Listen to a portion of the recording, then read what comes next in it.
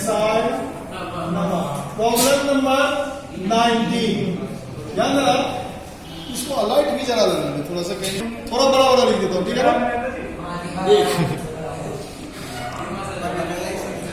Find the sum of the product of the corresponding term of sequence this and this. देख, पहला sequence है तुम्हारा 2 4 8 16 32 और ये फर्स्ट सीक्वेंस है। अब दूसरा सीक्वेंस क्या है उससे आगे 128 32 8 2 पता है क्या, इसके कॉरेस्पॉन्डिंग टर्म को प्रोडक्ट करो और उसका फिर सम करो, यही करा है क्वेश्चन। तो देख, अगर मैं इसके साथ इसको मल्टीप्लाई करूं तो क्या आएगा 256, यानी इसके साथ इसको पहले सीरीज का पहला, सेकेंड सीरीज का पहला, पहले सीरीज का दूसरा, सेकेंड सीरीज का दूसरा, ये हुआ कॉरेस्पॉन्डिंग टर्म। समझ गए ना। देख, पता है क्या, प्लस इसको इससे मल्टीप्लाई करो, कितना हो जाएगा 128, फिर आएगा तुम्हारा 64, फिर आएगा तुम्हारा 32, फिर आएगा तुम्हारा 16। ठीक है ना। पता है इसका सम निकालना है। आंसर तो आपको क्लियर कर दिखाई दे रहा है, सर सम कर देंगे आंसर मिल जाएगा, लेकिन हमें इसे जीपी में देखना है, नहीं समझे। डायरेक्ट सम नहीं करना है, इसको बना के दिखलाना है। तो देखो 1 2 3 4 5 टर्म है, और देखो इसमें अगर मैं इसे डिवाइड करूं, अगर मैं निकालूं T2 अपॉन में T1, तो देख बेटा 128 अपॉन में 256, ये करके आ गया 1/2। बराबर। अगर मैं अगला करूं T3 अपॉन में T2, तो सर ये आएगा 64 अपॉन में 128, ये भी करके आ गया 1/2। तो सर ये सीरीज जीपी में है और इसका फर्स्ट टर्म तो 256 है और इसका कॉमन रेशियो जो है हाफ। ठीक है ना। तो सर हम यहाँ लिखते हैं, फर्स्ट टर्म को ए से डिनोट करते हैं, ए इक्वल टू लिखते हैं 256 और आर इक्वल टू लिखते हैं 1/2। ठीक है ना। आर लेस देन 1 हो गया ना। लेस देन 1 और ग्रेटर देन 1 में मैंने दो फॉर्मूला आपको बताया, आपने यहाँ देख लिया। टर्म कितने हैं सर 1 2 3 4 5, यानी मुझे S5 निकालना है। S5 हो जाएगा ए कितना है तुम्हारा 256, 1 माइनस 1/2 का पावर 5 अपॉन में 1 माइनस 1/2। ठीक है ना। देखिए ये आया 256, ये इसे बोले तो 1 माइनस 1 का 5 करेंगे तो 1 ही होगा, 2 का 5 करेंगे तो 32। तो सर 1 अपॉन में 32 और नीचे में आ गया तुम्हारा 1/2। ठीक है, कोई दिक्कत। अब देख अगले केस में ये हो गया 256 2 में 2, ये 2 चला गया ऊपर और इधर आ गया तुम्हारा कितना, तो 32 माइनस 1 31 अपॉन में 32। ठीक है ना। अगर मैं 32 से काटूं, 8 4 जा 8 से काट रहा हूं, 8 4 जा 32, 8 से काटो 8 3 जा 24, 8 2 जा 16, और अगर ये 4 से काटे 8 जाना, अब इसे सॉल्व कर हो गया सर 8 इंटू 2 इंटू में 31, 31 2 जा 62, सर ये हो गया 8 इंटू में 62, 8 2 जा 16, 8 6 जा 48 और 1, ये हो गया 496। आया ना। अब डायरेक्ट भी जोड़ के देखोगे तो ये 496 ही आएगा। ठीक है ना। बंद करो। So that the product of the corresponding term of the sequence this and this form A GP, find common ratio. वही कॉरेस्पॉन्डिंग टर्म्स का प्रोडक्ट यही है ना। पहले टर्म लिखते हैं, ये भी सेम क्वेश्चन है। ये क्वेश्चन नंबर कितना है 20 में है बेटा, ध्यान देना। क्वेश्चन कैसे लिखते हैं, पहले लिखा हुआ है A R square A R cube, कहाँ ARn-1, ये फर्स्ट सीरीज है। सेकेंड सीरीज को इसी को उसने कैपिटल में लिखा है सर, AR²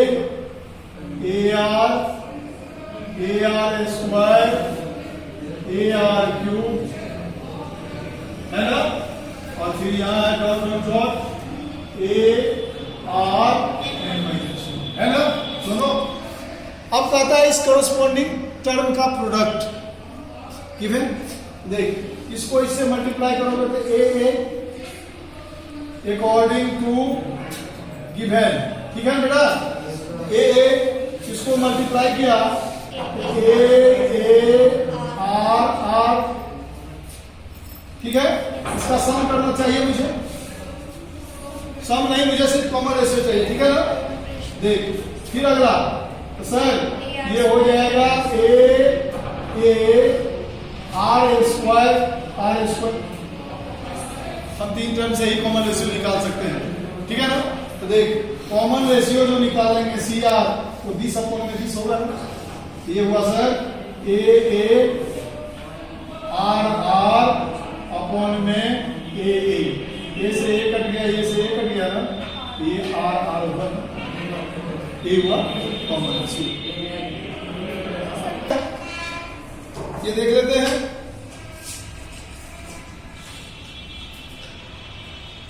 देखो, first find 4 term forming a geometric progression.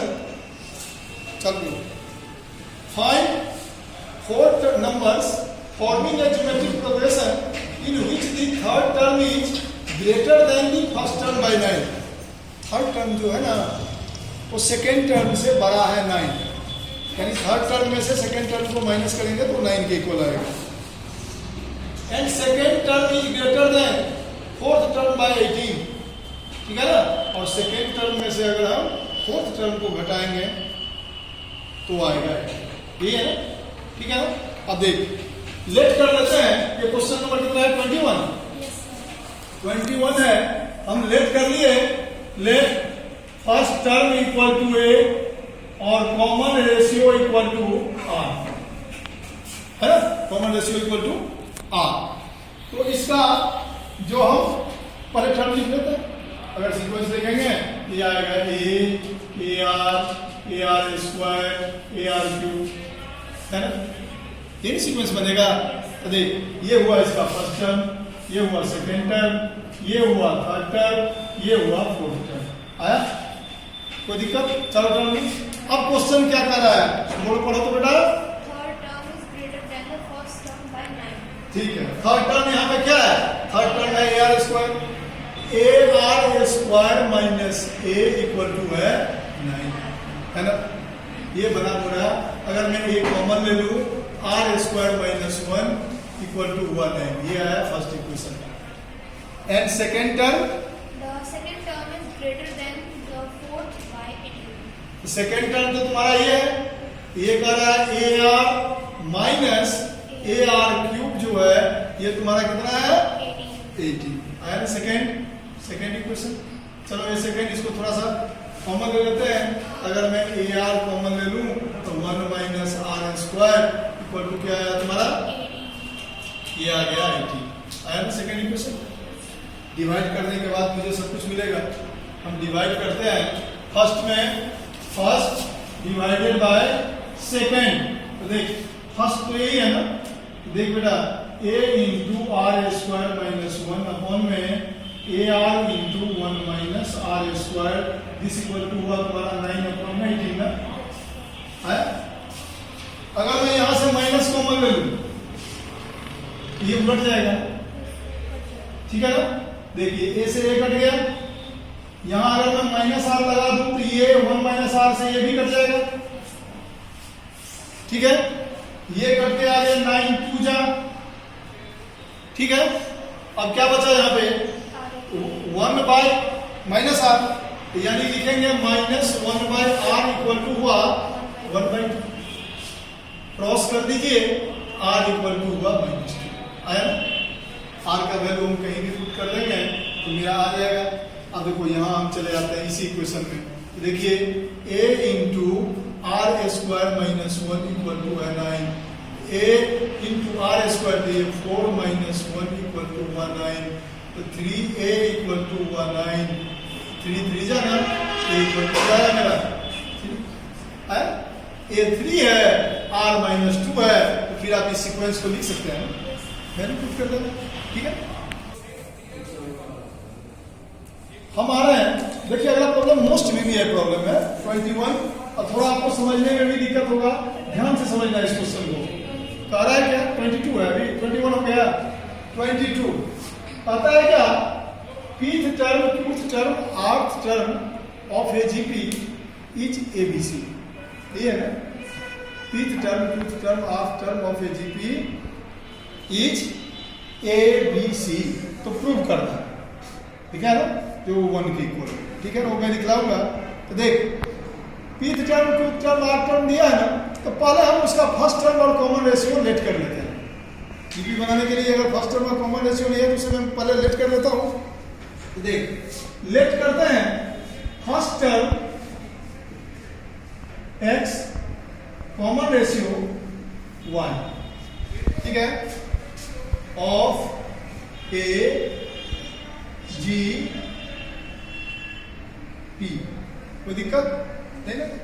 अब कहता है pth टर्म, तो देखना टी पी यानी pth टर्म, ये हो जाएगा x y p माइनस 1, ये होगा a r n माइनस 1, ये होता है। ये किसके इक्वल है, ये इक्वल है a के, है ना बेटा, ठीक।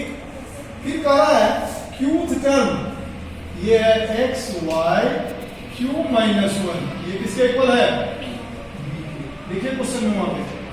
और फिर है टी आर टर्म, ये हुआ x y r minus 1 equal to C, क्या है थर्ड टर्म, ये तीनों दे रखा है, हमें प्रूव करना है।